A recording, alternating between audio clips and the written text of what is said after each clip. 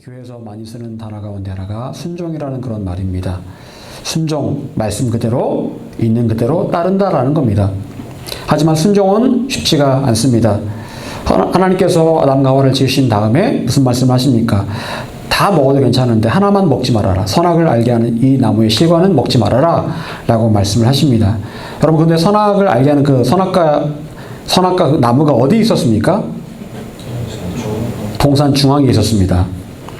언제든지 볼 수 있는 동산 중앙, 한 구석에 숨겨놓은 곳이 아니라 동산 중앙에 가장 잘 보이는 곳에, 다닐 때마다 항상 보이는 곳에 두셨습니다. 그러면서 하시는 말씀이 너 저거 따먹지 마, 따먹으면 죽는다, 이렇게 말씀하시는 거예요.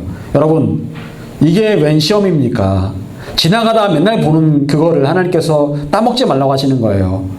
여러분, 견물생심이라는 말이 있죠.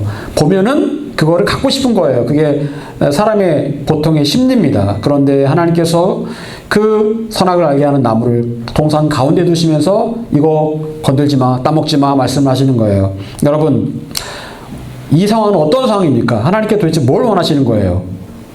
시험에 잘 들 수 있는 그런 환경 가운데 두셨지만 그래도 나는 너희들이 자발적으로 내 말에 순종하기를 바란다.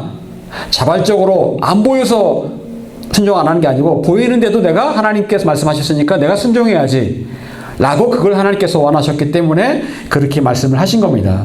힘들겠지만 참고 견디면서 내 말에 순종해 주렴 라고 말씀을 하셨다라는 거죠. 여러분, 하나님께서는 우리에게 순종을 말씀하시고 순종을 통해서 우리가 하나님을 얼마나 존중하는지, 하나님을 얼마나 사랑하는지를 확인하기 원하십니다. 순종은요, 하나님을 존중하고 하나님을 사랑하기 때문에 그 일을 하는 거예요. 여러분 생각해 보십시오. 사랑하는 사람이 어떤 말을 했습니다. 그러면 사랑하기 때문에 지키려고 하는 겁니다. 내가 힘들지만 사랑하기 때문에 지키려고 하는 거예요. 예를 들어서 술, 담배를 하는 사람이 있는데 부인이 말합니다. 여보, 술, 담배 좀 끊으세요. 건강에 안 좋아요. 나는 당신이 정말 술, 담배 끊기를 원해요. 라고 말한다면, 사랑한다면 끊으려고 할 겁니다. 그런데 사랑하지 않으면, 존중하지 않으면 무슨 소리야 하면서 술, 담배를 계속 할 거예요. 여러분, 하나님은요, 억지가 아닌 자발적이고 인격적인 순종을 원하십니다. 군대에서는 복종을 원합니다. 해! 하면 무조건 해야 됩니다. 이해가 안 돼도 그냥 기분 나빠도 합니다. 그런데 하나님께서 원하시는 순종은 그게 아니에요. 자발적이고 인격적인 순종을 원하고 계신다라는 거예요. 그럼 오늘 본문 19절에서 예수님은 어떤 분이십니까? 19절 다시 한번 읽어보겠습니다. 19절, 자 시작. 우리 나와 사도와 디모데로 말미암아 너희 가운데 전파된 하나님의 아들 예수 그리스도는 예하고 아니라 함이 되지 아니하셨으니 그에게는 예만 되었느니라. 아멘. 여러분, 예수님은 어떤 분이셨습니까? 이 땅에 오셔서 아버지 하나님께서 말씀하신 것들을, 그 말씀하신 것들에 대해서 순종을 하는데, 말하자면 대답으로 한다면 어떻게 하는 겁니까? 예. 십자가를 져야 되겠지? 예. 고난 당해야 되겠지? 예. 침뱉음 당해야 되겠지? 예. 다 괜찮습니다. 예. 가능합니다. 됩니다. 라고만 하셨다라는 거예요. 단 한 번도 하나님께서 말씀하시는데 아니요, 그거 아닙니다. 하나님 저거 싫습니다. 라고 말한 적이 단 한 번도 없으셨다라는 거예요. 애굽을 나온 이스라엘 백성들은 광야에서 얼마나 많이 아니오를 했는지 모릅니다. 얼마나 많이 아니오를 했는지 몰라요. 들어가서 정탐하고 보고만 해라. 근데 갔다 와서 정탐하고 보고만 하는 것이 아니라 안 됩니다. 못 갑니다. 절대로 정복 못 합니다. 우리는 메뚜기입니다. 하나님께서 말씀하시도 않은 것들에 대해서 그렇게 말하면서 불평하고 원망했습니다. 아니오를 엄청나게 많이 했어요. 만나를 주셨는데 만나 먹으면서도 이거 만나 질려서 못 먹겠다고. 아니요, 딴 거 주세요. 딴 거. 고기가 먹고 싶어요. 옛날에는 마늘도 먹고 뭐 양파도 먹고 다 먹었는데 고기밖에 이거 만나밖에 없습니다. 이 하찮은 만나. 이런 식으로 하나님께서 말씀하신 것들에 대해서 아니요를 말했다는 거예요. 여러분, 예수님께도 십자가를 지는 것이 굉장히 부담스러운 일이었습니다. 그래서 십자가를 옮길 수만 있으면 이 산을 옮겨달라고 그렇게 기도를 하실 정도로 굉장히 부담스러우셨습니다. 그럼에도 불구하고 예수님께서는 하나님 말씀하심에 예! 순종하겠습니다.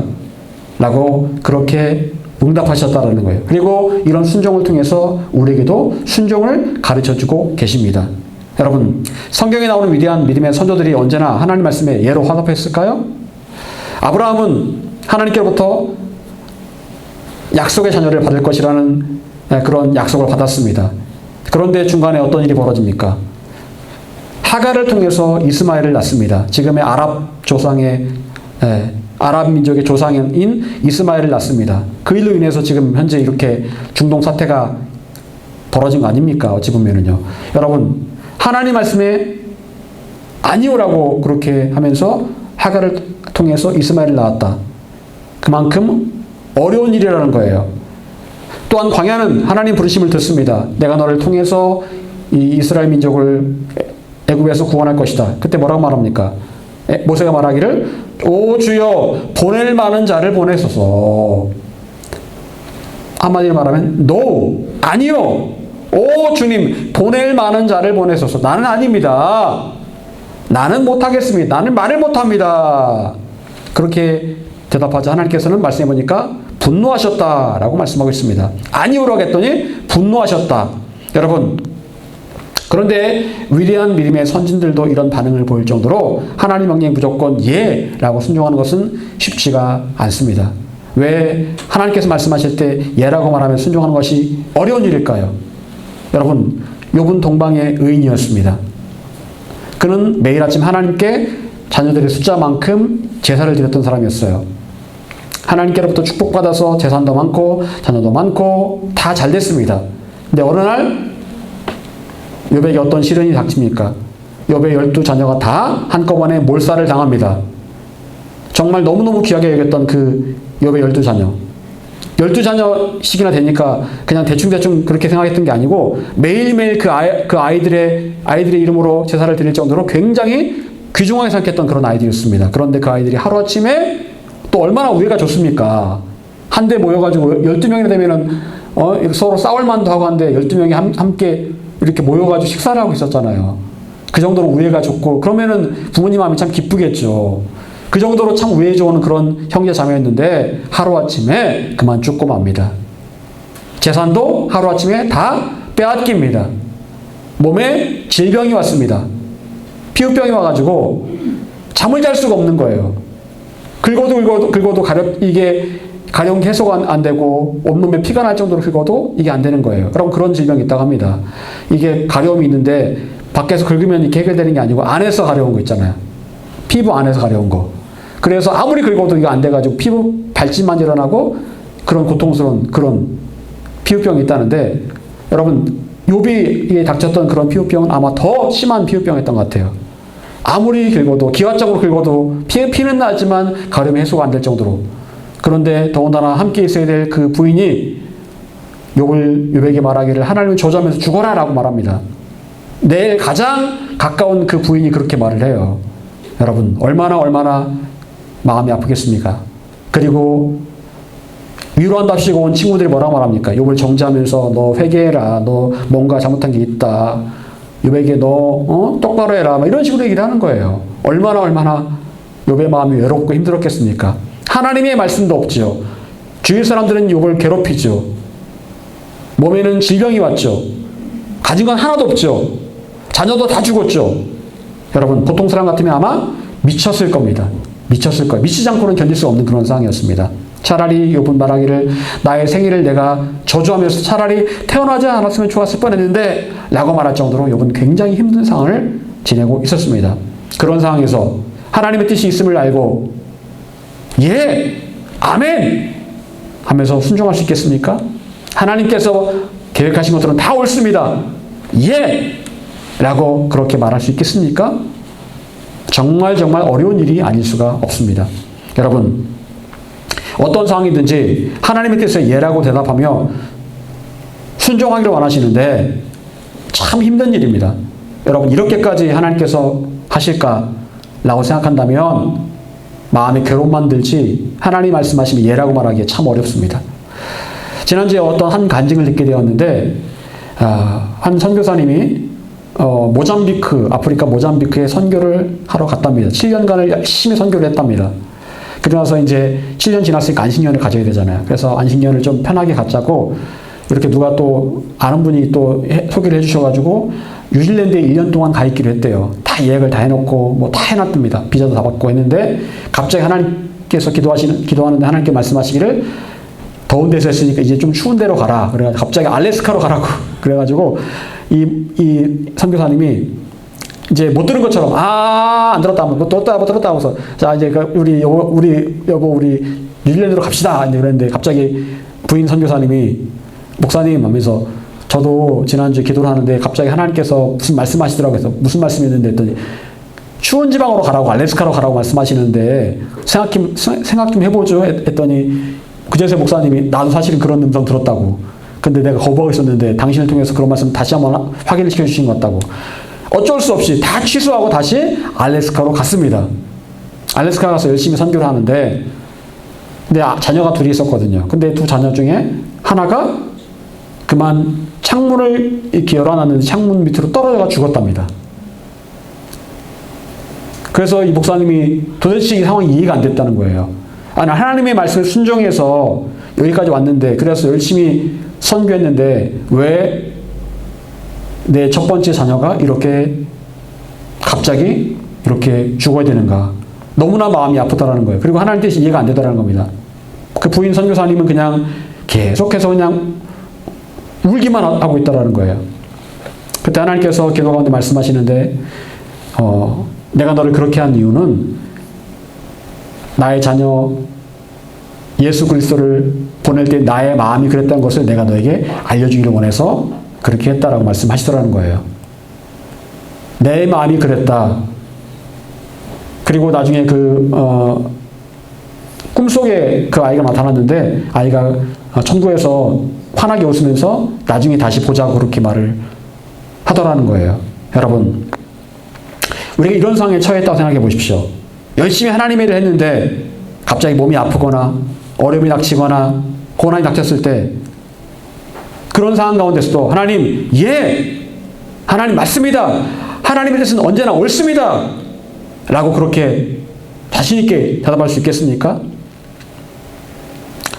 여러분, 때로 이해가 안 되고 때로 억울하고 때로 기쁨 없이 힘들게만 느껴져도 하나님께서 함께 하시는 하나님의 그 계획을 내가 믿고 예라고 대답하고 순종한다라는 것 쉬운 일이 아닙니다. 여러분, 우리는 과연 어떻게 하나님께서 말씀하시고 계획하신 것들에 대해서 무조건 예라고 믿음으로 반응할 수 있을까요? 어떻게 그럴 수 있을까요? 그것은 단순히 입으로만 예라고 말하는 게 아닙니다.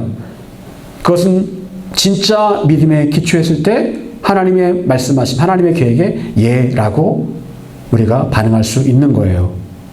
믿음이 있을 때, 진짜 믿음이 있을 때 주님은 항상 옳으십니다 라고 대답할 수 있다라는 거예요. 여러분, 예라는 대답의 기본은 바로 믿음입니다. 여러분, 지나간 사람에게 돈을 빌려달라고 하면 어떻겠습니까? 모르는 사람한테 돈을 빌려달라고 하면 빌려주겠습니까? 1,000원 정도는 줄 수 있겠죠. 어쩌면 10,000원도 줄 수 있을 겁니다. 그런데 100만 원, 200만 원, 1,000만 원 빌려달라고 해보십시오. 절대로 안 빌려주죠. 왜? 모르니까 그 사람을 내가. 그 사람도 나를 모르니까.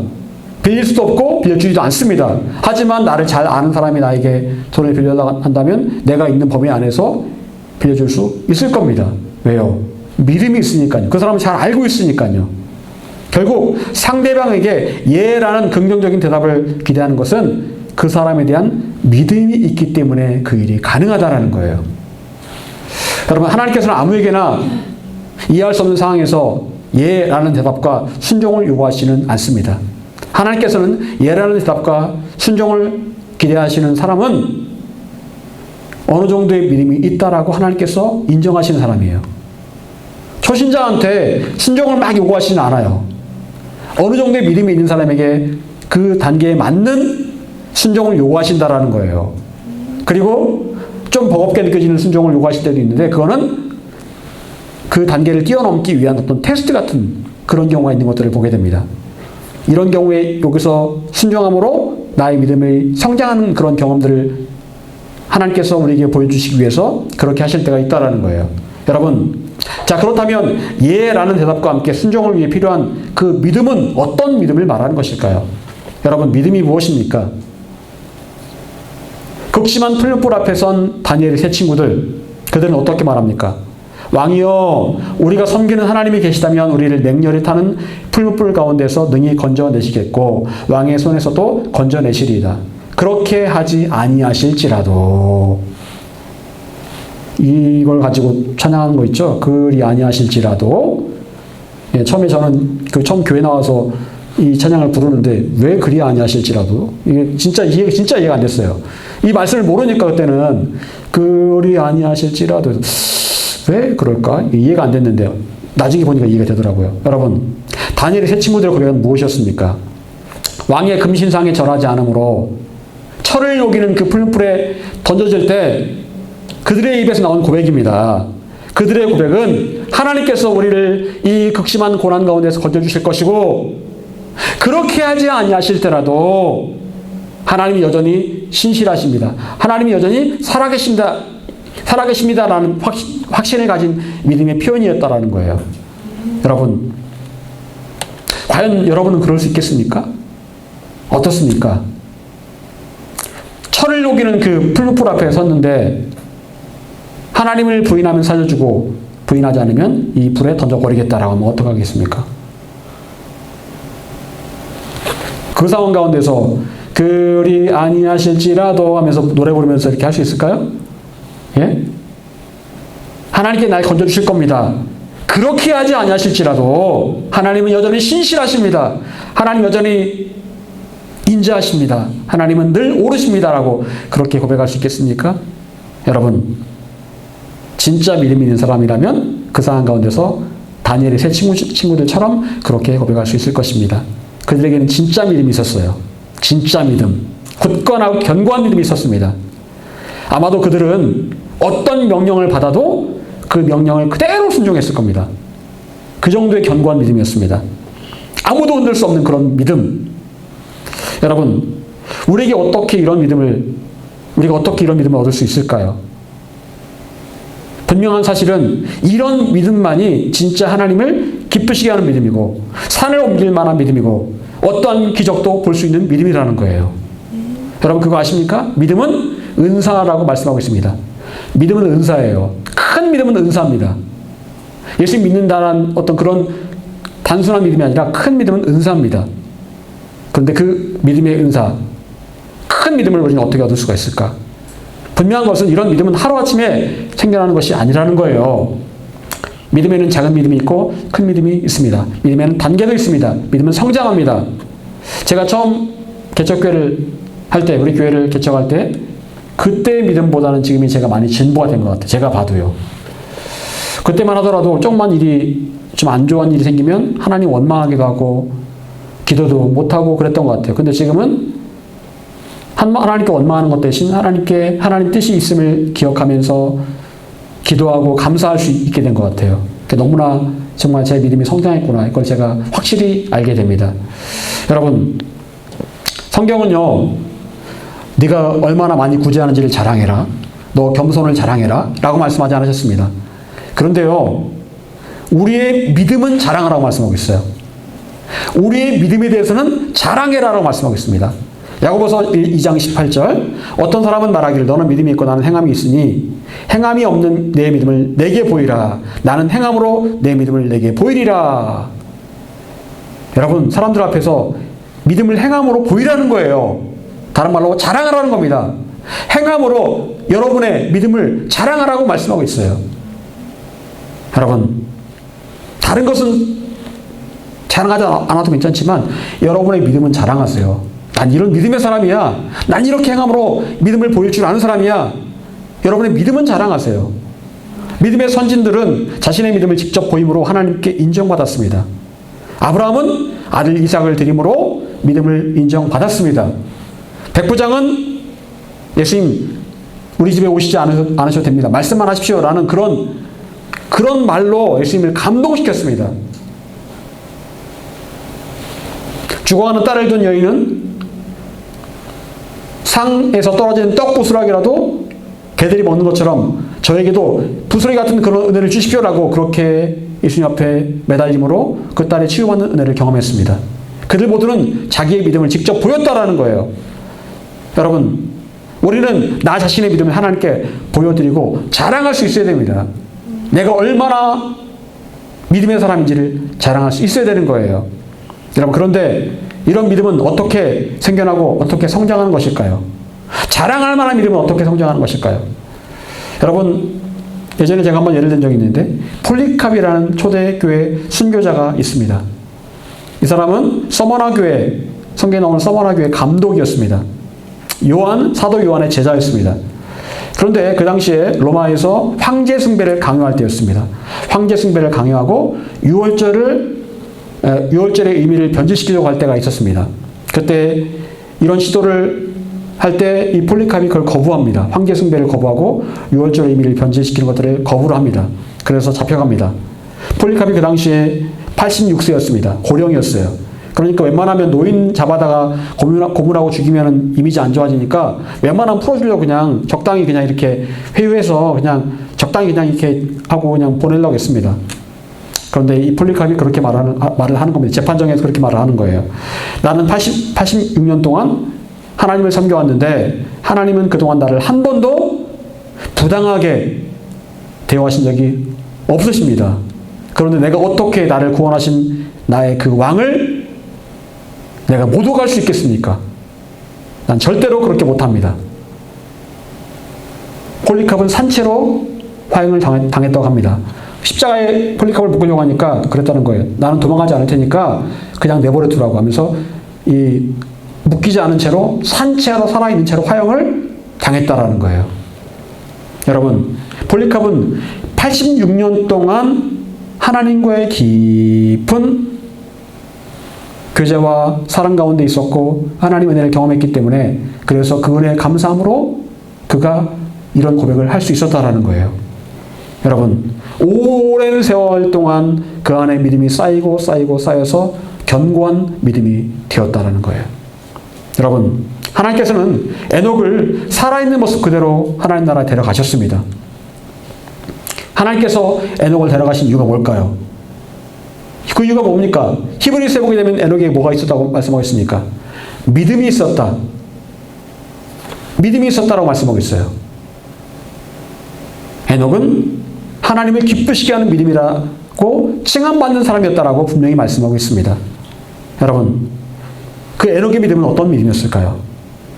에녹은 몇 살에 하나님과 동행하기 시작했습니까? 65세부터 365세까지 몇 년을? 300년 동안 하나님과 동행했습니다.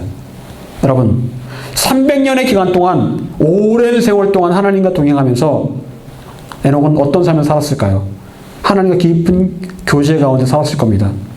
그리고 자연스럽게 하나님과 깊이 교제하면서 에녹 안에는 큰 믿음이 생겨났고 그 큰 믿음은 에녹을 너무나 사랑하셔서 하나님께서 그를 산채로 데려가실 정도로의 그런 귀한 믿음, 귀한 교제 시간이 있었다라는 거예요. 여러분, 참된 믿음은요, 하나님과의 인격적인 관계와 깊고 오랜 사귐을 통해서 생겨나고 성장합니다. 그냥 하루아침에 뿅 하고 생겨나는 게 아니다라는 거예요. 우리가 누군가를 신뢰할 수 있는 것은 그 사람을 오래 알고 지냈기 때문에 그게 가능하다라는 거예요. 오랜 세월 그 사람과 깊은 교제와 사랑 가운데 있으면 신뢰가 쌓이고 믿음이 생긴다라는 거예요. 여러분, 아브라함이 어떻게 아들 이삭을 바치기까지 하나님을 신뢰하고 믿었을까요? 원래 아브라함은 아까도 봤지만 어떤 사람이었습니까? 하나님을 믿지 못해서 중간에 하갈을 통해서 이스마엘을 낳았던 사람이었습니다. 그때는 믿음이 없었어요. 그런데요, 나중에는요, 아들 이삭을 드릴 정도로 큰 믿음의 사람이 되었어요. 그것은 바로 아브라함이 계속해서 하나님과 더 깊이 교제하면서 하나님을 알아갔기 때문에 그 일이 가능해졌을 겁니다. 하나님을 알아가면 알아갈수록 믿음이 성장하고 자라갑니다. 여러분, 시편 34편 8절은 이렇게 말씀하고 있습니다. 너희는 여호와의 선하심을 맛보아 알지어다. 그에게 피하는 자는 복이 있도다. 여호와의 선하심을 맛보아 알지어다. 하나님은 선하십니다. 여러분, 이 시편 34편 누가 기록한 줄 아십니까? 다윗이 기록했어요. 그런데 이 시편 34편은 언제 다윗이 기록한 줄 아십니까? 다윗이요, 사울 왕에게 쫓겨가서 블레셋에 있을 때가 있었습니다. 그런데 블레셋에 있는데 사람들이 의심을 하는 거예요. 주변 사람들이 다윗 저거 분명히 저거 뒤통수 치려고 왔다. 옛날에 우리 블레셋 사람들을 잡아 죽이던 놈 아니냐. 이 지금 블레셋에 피했다는 것은 언제든지 지금 본색을 드러내 우리 뒤통수를 칠 수 있다. 조심해라. 라는 말을 다윗이 듣게 됩니다. 그때 다윗이 어떻게 했을까요? 수염에 침을 묻혀가지고 수염에 침이 질질 흐르게 하면서 미친 척을 합니다. 갑자기 헤헤 웃으면서 이러면 미친 척을 하는 거예요. 그러고 난 다음에 이 시를 썼습니다. 여러분, 그 당시 다윗의 마음이 어땠을까요? 내가 이렇게까지 하면 살아야 될까? 내가 이렇게 미친 척까지 하면 살아야 될까? 하나님께서 나를 왕으로 세우신다고 하셨는데 내가 이 이방 땅에서 내가 이들에게 목숨을 부지하기 위해서 미친 척을 하면서까지 이렇게 내가 살아남아야 될까? 그런 마음이 안 들었겠습니까? 그리고 그 마음에 또 어떤 마음이 들었을까요? 하나님, 제가 어디까지 떨어지길 원하십니까? 어느 나라까지 내가 떨어지길 원하십니까? 제가 이렇게까지 해야 됩니까, 하나님? 너무하십니다, 하나님. 제가 미친 척을 해야 살아남을 이 정도까지 저를 이렇게 낮추십니까? 하나님 원망할 마음이 안 들었겠습니까? 근데 다윗이 고백하기를 하나님은 선하십니다. 하나님은 선하십니다라고 고백을 하고 있더라는 거예요. 어떻게 그럴 수 있을까요? 이 상황에서 어떻게 하나님은 선하십니다. 여러분, 그건 기계적인 그런 고백이 아니었습니다. 분명히 말합니다. 여호와의 선하심을 맛보아 알지어다. 맛보아 알지어다. 내가 지금 아무리 형편이 안 좋고 사정이 안 좋아도 하나님이 여전히 좋으신 하나님이시고 하나님은 늘 선하십니다. 다윗은 이미 하나님의 그 선하심을 맛보아 알고 있었기 때문에 이 상황에서도 이게 가능했다라는 거예요. 여러분, 우리가 어떻게 범사에 감사할 수 있을까요? 범사에 감사할 수 있는 것은, 어떠한 상황에서 감사할 수 있는 것은 하나님을 내가 평소에 하나님을 깊이 교제하면서 하나님을 잘 알고 있을 때에 어떠한 상황에서도 그래도 하나님은 선하십니다라고 고백할 수 있는 거예요. 여러분, 음식의 맛을 보아야 그 음식의 참 맛을 알 수가 있습니다. 여러분, 전라도에는 우리가 먹기 힘든 음식이 하나 있습니다. 홍어가 있죠, 홍어. 삭힌 홍어가 있습니다. 저도 한번 먹어봤는데 죽는 줄 알았습니다. 코가 이상해가지고 코가 막 그냥 갑자기 막 뻥 뚫리면서 그 왜 소변 냄새. 암모니아, 소변 썩은 냄새. 막 그 냄새가 나는 거예요. 거름 냄새. 옛날에 제가 시골 살았기 때문에 이 거름 많이 치웠거든요. 이게. 근데 그 냄새가 나는 거예요. 이거 음식이 아닌데, 이거? 진짜 고약하더라고요. 근데 신기하죠? 그렇게 한번 먹고 왔는데 생각이 나요, 생각이 나요. 그래서, 그때는 진짜 괴로웠는데, 왜 이게 생각이 나지? 여러분, 홍어를 한 번이라도 맛본 사람의 특징이랍니다. 여러분, 그 맛을 알면 그게 너무 맛이 독특한데 맛있다라는 거예요. 여러분, 그런데 우리도 하나님을 그렇게 알아가는 겁니다. 하나님 그렇게 알아가는 거예요. 하나님의 신실하심, 하나님의 선하심, 하나님의 인자하심을 우리는 맛보아 알아야 됩니다. 그것이 바로 그렇게 할 때 믿음이 생겨나고 믿음이 자라게 되어 있습니다. 다윗은 어떤 환경이든지 하나님의 신실하심과 좋으심을 인정할 수밖에 없었습니다. 왜? 이미 다윗은 하나님에 대한 맛을 이미 보았기 때문에, 하나님 어떤 분인지를 이미 경험했기 때문에 미친 척 해야 되는 상황 가운데서도 하나님은 선하십니다라고 고백할 수 있었다라는 거예요. 여러분, 믿음은 하나님을 더 깊이 알아갈 때 생겨나고 자라갑니다. 우리는 하나님을 더 깊이 알기 위해서 하나님께 더 가까이 나가야 됩니다. 하나님을 찾고 하나님을 부르고 하나님 만나기 위해 노력해야 됩니다. 그건 노력해야 되는 거예요. 지난주에 말씀한 것처럼 천국은 어떤 사람의 것이라고요? 침노하는 자의 것이다 라는 거예요. 가만히 앉아있는 사람에게 천국이 임하는 것이 아니라 침노하는 자의 것이다 라는 겁니다. 오늘 나오지 않은 영준이가 형이 교회 가자 했더니 나 교회 가서 할 것도 없는데 그러면서 안 나왔다라는 거예요. 근데 제가 그 말을 듣고 나서 잠깐 올라갔다 왔는데 너무 마음이 아프더라고요. 마음이 아프고 너무 속이 상하는 거예요. 교회에 뭔가를 하러 온다라는 거, 교회는 뭔가를 하러 오는 게 아니잖아요. 하나님 만나기 위해서 하나님 예배하기 위해 오는 곳이잖아요. 저는 속히 우리 영준이가 하나님 맛도 알기를 소망합니다. 하나님을 알게 되면 그런 말을 할 수가 없을 거예요. 여러분, 그리고 또한 우리가 우리의 믿음을 훈련하기 위해서 중요한 것이 있습니다. 오늘 본문 20절 말씀 같이 읽어보겠습니다. 자, 시작! 하나님의 약속은 얼마든지 그리스도 안에 이루어지니 언제 말미암아 나와 하나님의 약속이 되느니라. 아멘. 하나님의 약속. 하나님의 약속. 아직 이루어지지 않은 겁니다. 약속이니까요. 그런데 하나님께서 약속하시면 우리에게 약속하셨어요. 내가 저 사람을 반드시 구원하리라. 구원해 줄 것이다. 내가 반드시 내가 있는 그 가정을 변화시켜 줄 것이다. 하나님 약속이 분명히 있습니다. 우리가 지금 볼 때는 그 약속이 이루어질 것 같지 않아요. 도대체 보이지가 않습니다. 희미합니다. 깜깜합니다. 여러분, 그런데 하나님 약속하셨습니다. 우리 그 약속 앞에 우리는 어떤 자세를 취해야 되는 겁니까?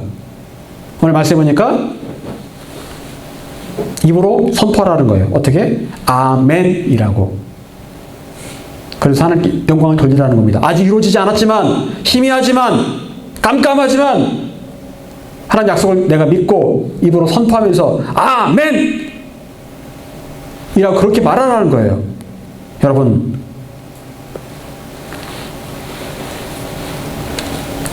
마음의 의심과 회의가 들 때도 우리는 이렇게 선포해야 됩니다. 아멘! 하나님 약속이 이루어질 것을 믿습니다. 오늘도 우리 사모님이랑 아침에 냉장고에 붙여놓은 하나님 말씀을 입술로 선포하고 아멘이라고 선포하면서 그렇게 내려왔습니다. 매일매일 그렇게 합니다. 여러분, 하나님께서 약속하신 것들은 반드시 이루어집니다. 그리고 그 약속에 대한 믿음의 반응은 아멘이어야 되는 거예요. 계속해서 우리 입술로 아멘! 아멘! 이라고 선포를 해야 되는 겁니다. 내가 그렇게 아직 이루어지지 않았지만 내 마음에 회의감이 들지만 그 회의감을 떨쳐버리기 위해서라도 우리는 아멘이라고 외쳐야 되는 거예요. 말씀하셨으니까 이루어집니다. 아멘! 약속은 반드시 이루어집니다. 아멘! 이라고 그렇게 여러분 입술로 선포를 하시기 바랍니다. 여러분, 우리가 하나님 약속에 대해서 아멘이라고 화답할 때 그 아멘은 우리에게 믿음을 더해줄 것입니다. 여러분의 믿음을 더 굳건하게 만들어줄 거예요. 흔들리는 믿음을 흔들리지 않도록 잡아줄 겁니다. 여러분의 그 흔들리는 믿음을 반석 위에 세워줄 겁니다. 아멘이라는 믿음의 고백에는 능력이 있습니다. 아멘은 하나님에 대한 신뢰를 강하게 만들어줍니다. 사랑하는 여러분, 하나님의 약속을 의심하지 마시기 바랍니다. 하나님의 약속에 대해서 아멘으로 여러분의 믿음을 확증해 보시기를 바랍니다. 의심이 들 때마다, 아니 그런 마음이 들기도 전에 아멘으로 여러분 자신의 믿음을 더욱 굳건하게 세워가시기를 바랍니다. 하나님께서는 우리에게 언제나 예를 요구하십니다. 하나님 말씀에 예라고 말씀하시고 순종하시기 바랍니다. 여러분이 하나님을 더욱 알수록 여러분 하나님을 더욱 신뢰하며 더 큰 믿음으로 성장하게 될 것입니다. 그렇게 될 때 여러분의 믿음이 하나님을 기쁘시게 하고 언제든지 하나님 역사를 보는 큰 믿음이 될 것입니다. 사랑하는 여러분, 언제나 하나님 말씀하신 것들에 대해서 예라고 순종하시고 또한 아멘으로 화답하시기를 간절히 축원합니다. 기도하겠습니다.